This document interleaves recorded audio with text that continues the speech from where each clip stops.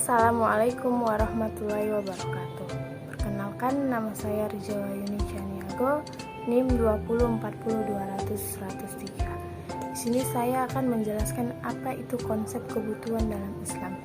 Nah, yang dimaksud kebutuhan adalah salah satu keadaan seseorang merasa kekurangan secara fisik atau psikologis terhadap pemuas dasar tertentu atau hakikat biologis. Menurut Islam, yaitu senantiasa menghakikatkannya dengan tujuan utama. Manusia diciptakan yaitu ibadah. Untuk memenuhi kebutuhan ini, maka Allah menghiasi manusia dengan hawa nafsu ataupun disebut dengan syahwat.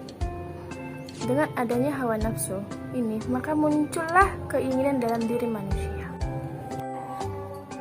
Menurut Asy-Syatibi, rumusan kebutuhan manusia dalam Islam terdiri dari 3 macam, yaitu daruriyat, hajiyat, dan tahsiniyat.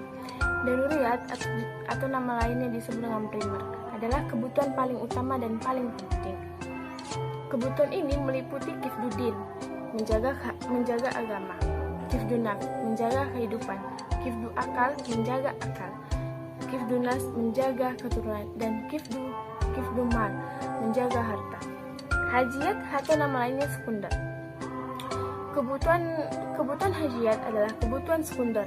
Kebutuhan ini merupakan penguat dari kebutuhan daruriyat. Maksudnya, untuk memudahkan kehidupan, menghilangkan kesulitan atau menjadikan pemeliharaan yang lebih baik terhadap 5 unsur pokok kehidupan manusia. Sedangkan tahsiniyat atau tersir adalah kebutuhan yang tidak mengancam kelima hal pokok, yaitu kifduddin, menjaga agama, kifdunaf,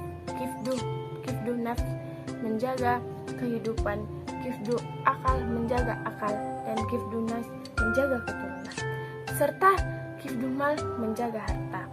Tidak menimbulkan kesulitan. Utility maximizer. Konsep memaksimalisasi utilitas dikembangkan oleh filsuf utilitarian Jeremy Bentham dan John Stuart Mill. Itu dimasukkan ke dalam ekonomi Inggris. Alfred Marshall, asumsi dalam klasik adalah bahwa biaya produk yang bersedia dibayar konsumen adalah perkiraan utilitas maksimum yang mereka terima dari barang yang dibeli. Dalam ekonomi Islam, masalah lebih objektif daripada konsep utility untuk menganalisis perilaku ekonomi. Beberapa perbedaan keunggulan konsep maslahah dibandingkan dengan utility. 1. Masalah lebih objektif karena bertolak dari pemenuhan need. Karena need tentukan berdasarkan pertimbangan rasional normatif. Maka terdapat suatu kriteria yang objektif tentang apakah suatu benda ekonomi memiliki masalah atau tidak.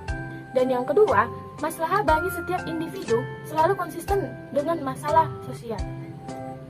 Berbeda utility pada seseorang sering konflik dengan kepentingan sosial. Hal ini terjadi karena dasar penentuannya yang lebih objektif, sehingga lebih mudah diperbandingkan, dianalisis, dan disesuaikan antara satu orang dengan orang lain, antara individu. Dan yang ketiga, jika masalah dijadikan tujuan dari seluruh pelaku ekonomi, hal ini akan mempercepat dan meningkatkan kualitas pencapaian tujuan pembangunan, yaitu kesejahteraan hidup.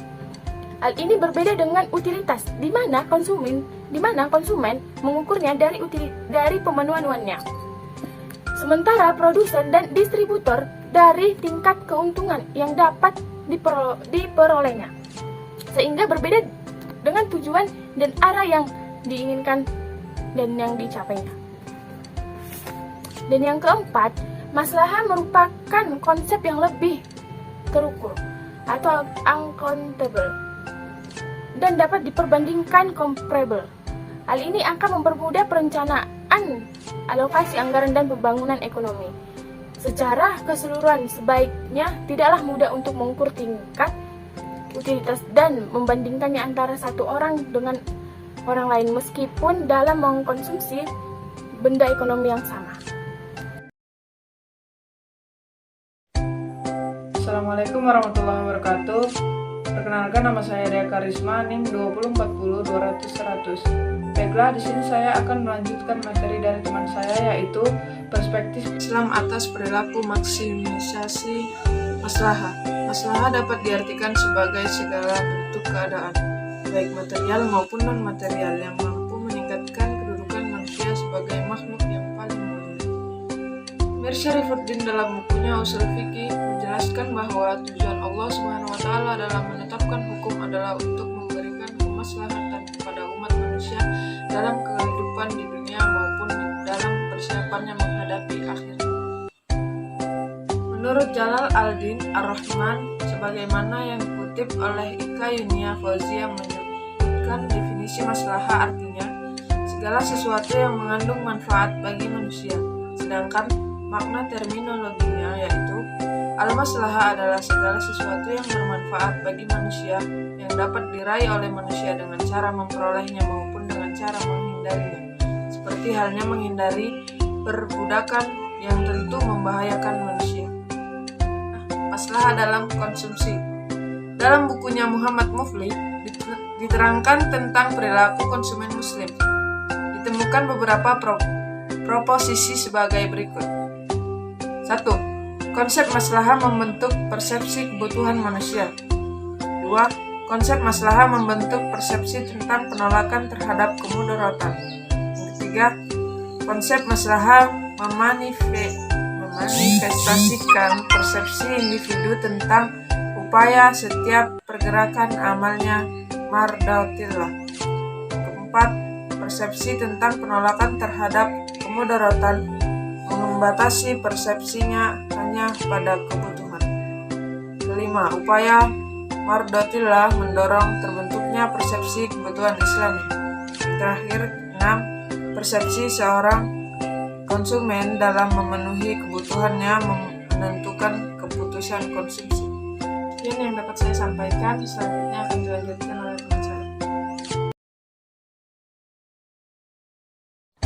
Assalamualaikum warahmatullahi wabarakatuh.